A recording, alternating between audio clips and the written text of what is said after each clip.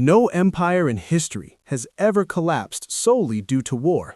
From the slow debasement of the Roman denarius to the fading sun of the British Empire, the end always begins with one thing: the currency. Fast forward to today. This isn't a political cycle, it's a mathematical inevitability. The United States national debt has officially breached $37.2 trillion. But here is the secret the mainstream media won't tell you. The total debt is irrelevant. It's a distraction. There is a liquidity heart attack coming in the next 12 months, a refinancing wall of biblical proportions. While you're watching stock charts, the government has quietly shifted to two radical, nuclear mechanisms to save the system: the Genius Act and gold revaluation. The greatest transfer of wealth in human history has already begun. If you don't understand the secret plan being laid out behind closed doors, you aren't just at risk of losing your savings, you're standing in the epicenter of the blast zone. Today, we decode the math they don't want you to see. To understand why the crash is inevitable, we have to look past the political theater and focus solely on the numbers. The United States is currently staring down the barrel of a $37.2 trillion debt load. But the danger isn't just the size of the pile, it's the timeline of the bill. Most people confuse new debt with rollover debt. New debt is the extra money the government borrows to fund this year's overspending, about $2 trillion. That's bad enough, but the real monster hiding in the basement? That's the rollover debt. This year, a staggering $9 trillion of existing U.S. debt matures. This is debt borrowed years ago, back when interest rates were near 0%. That cheap money era is over. Now, the Treasury has to pay back those old lenders, but they don't have the cash, so they have to borrow new money to pay off the old money. Here is the trap.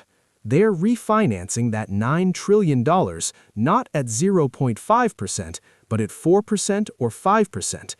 Imagine you maxed out a credit card at a 1% teaser rate, and suddenly the bank resets the rate to 20%. That is exactly what is happening to the U.S. government on a scale that defies comprehension. We have reached a grotesque milestone. For the first time in history, the cost of simply servicing the national debt has surpassed the entire national defense budget. We spend $850 billion a year on the military, the Army, Navy, Air Force combined. We are now spending more than that just on interest payments. We are paying more to bondholders than to our own soldiers. And the system is razor thin. If interest rates rise by just 1%, a tiny fluctuation, the U.S. government owes an additional $370 billion per year. You cannot tax your way out of a hole that grows by $370 billion every time the Federal Reserve blinks. The only way to pay this bill is to print the money, which dilutes every dollar in your pocket. For 40 years, the United States had a reliable customer base. When we issued debt, foreign governments lined up to buy it. China and Japan used their trade surpluses to soak up our treasuries. That era is dead. China and Japan are no longer buyers, they are sellers. The U.S. government is behaving like a failing company issuing more stock that nobody wants to buy. And when demand dries up, the laws of economics take over. If there aren't enough people willing to lend the U.S. government $11 trillion at 4%, the government has no choice but to offer a higher return to lenders. They have to bribe lenders with 5%, 6%, or 7% yields just to get them to the table.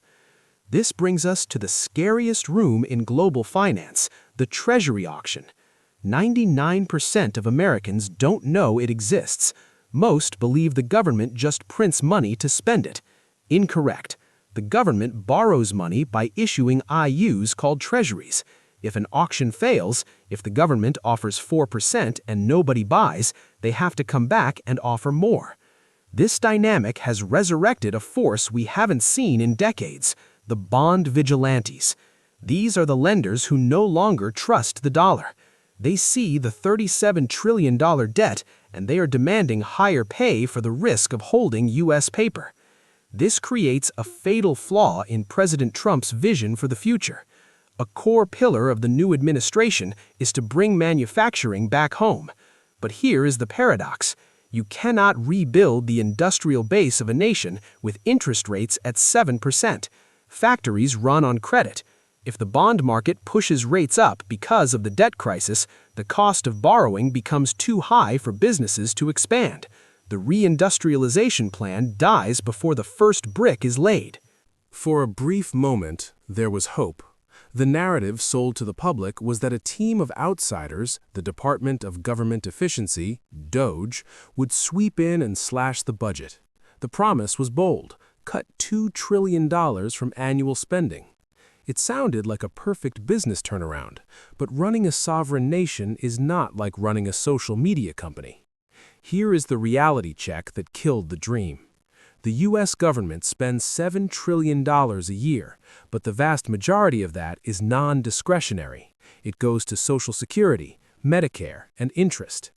To hit a $2 trillion target, you can't just fire bureaucrats. You would have to slash retirement checks for the elderly or gut the military by 50%. In Washington, that isn't called efficiency, it's called political suicide. But there's a deeper, darker reason why austerity failed. It's a trap hidden in the definition of our economy. GDP equals consumption plus investment plus government spending. Government spending has become such a massive percentage of the economy that it is now a load-bearing wall. If you cut spending by $2 trillion, you instantly wipe out $2 trillion of GDP. That's not a correction. That's the Great Depression. The cure kills the patient. The debt-to-GDP ratio actually increases because the economy shrinks faster than the debt does. The data for 2025 is already coming in. Despite the headlines, the federal deficit is worse today than it was last year. DOGE was not a fiscal solution, it was a marketing campaign. Since Plan A, austerity, is mathematically impossible, the government has quietly activated Plan B. This is why you've seen politicians suddenly talking about crypto freedom and strategic reserves. Do not be naive. This is not about freedom. It is about liquidity. The centerpiece of this strategy is the Genius Act. Buried in the details is a mechanism that changes the plumbing of the financial system. It requires stablecoins, digital dollars like USDT or USDC, to be backed by US dollars or short-term treasury bills. Here is the genius and the cynicism. Washington is betting that the crypto market will grow from $4 trillion to $10 trillion or more. As crypto grows, the demand for stablecoins grows. And because of this act, every new stablecoin minted creates a forced buyer for U.S. government debt. They are using the crypto bros to save the U.S. Treasury from the bond vigilantes. It creates a new source of demand to keep interest rates artificially low. But even crypto might not be enough to plug a $37 trillion hole. Enter the nuclear option. People in Trump's inner circle, like Judy Shelton, are looking at the one asset on the government's balance sheet that hasn't been touched in decades: the gold reserves. The United States Treasury officially holds 261 million troy ounces of gold. But here is the secret weapon. On the government's books, this gold is valued at a statutory rate of just $42.22 per ounce. This is a relic of the 1970s, a ghost price. The real market price is over $2,600, but some advisors are suggesting a shadow price as high as $15,000 per ounce to back the monetary base. The president has the legal authority to revalue this gold. He does not need Congress, he does not need a vote. He can sign an executive order. If Trump revalues gold to $15,000, the Treasury instantly creates roughly $4 trillion in new equity out of thin air. The Federal Reserve would be required to print the difference and hand it to the Treasury. Suddenly, the government has $4 trillion in cash, free and clear, to pay down debt without issuing a single new bond. This sounds like alchemy, but it is the standard playbook. FDR did it in 1933 when he confiscated gold and revalued it to devalue the dollar. Nixon did it in 1971 when he closed the gold window. Every time the U.S. government runs out of money, they change the value of the money. They aren't fixing the debt, they're rigging the ledger. Why the rush? There's a specific date driving this entire frantic strategy. July 4, 2026. This will be the 250th anniversary of the United States. Psychologically and politically, the government cannot allow the system to collapse before this symbolic milestone. It would be a humiliation on the global stage. Think of these crypto and gold maneuvers as a bridge. They are frantically laying down planks in front of a speeding train, hoping to reach the other side of 2026 without a derailment. But where does this bridge lead? To save the bond market from crashing, they must sacrifice the currency. They are choosing to burn the purchasing power of the dollar to keep the government solvent. They are saving the system by sacrificing your savings. While the government plays these high-level accounting games, the reality on the ground will be very different. You will see the stock market rise, you might see Bitcoin explode.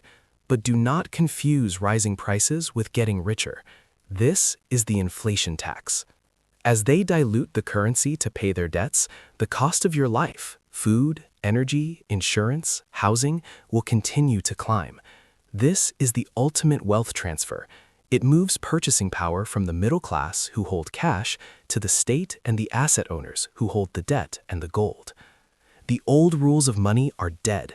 The 60-40 portfolio is a relic. Bonds are no longer a sanctuary. They are the epicenter of the blast zone. History shows that when a nation turns to accounting tricks to hide its insolvency, the end is not near, it is already here. The Genius Act and the gold revaluation are not signs of strength. They are the flailing motions of a drowning swimmer. The window to protect yourself is closing. Do not listen to what they say in press conferences. Watch where the liquidity flows.